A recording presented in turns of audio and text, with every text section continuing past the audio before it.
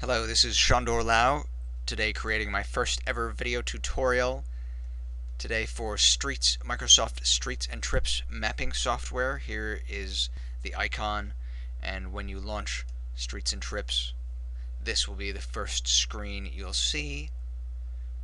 To create a map and get directions, go to the route planner symbolized by the car icon and start typing an address. It's important to put the commas between the different parts of the address, the street, city, and state. Otherwise, you'll have to confirm and add a lot more information later.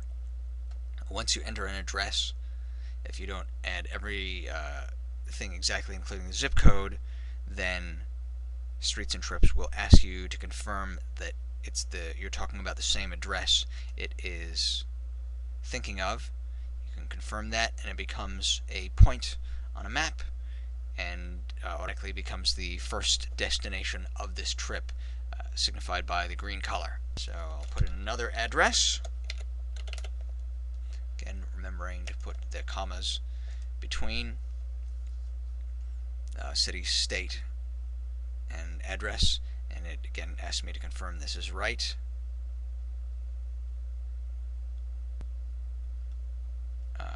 And the second address automatically becomes the default end destination of this trip, signified by the red color. Once you've got these two, you can click the Get Directions button, and Streets and Trips will create a visual map showing the route between the two and printed directions on how to get between them.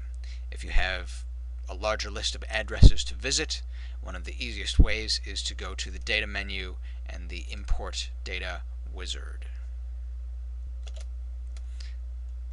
With the Import Data wizard, I'm going to select a spreadsheet, and I'll show you what the spreadsheet looks like.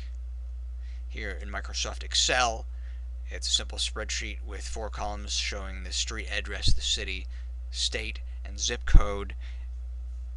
Streets and Trips has quite an intelligent design and can interpret data in a number of ways, but if you stick with this pretty easy formula, you will get a good out of it. So I'm going to select that spreadsheet to open. And the first thing Streets and Trips does is ask me to confirm that it's interpreted the data that I've entered correctly, and it has recognized a street, city, state, and zip code. So I'll tell it yes and finish. Now there is an address that's on my list that it has not recognized, and it's suggesting other addresses in different cities in Oregon, which is not what I want. So I'm going to skip that record, and I'm going to have to figure that one out on my own because it doesn't understand it and doesn't recognize it. Once you've imported this data, then each address I've imported becomes a push pin on the map. So now I'm going to go to the Legend and Overview menu, and I can see the addresses that I entered from my spreadsheet listed here. I'm going to right click and choose to add the push pins as stops.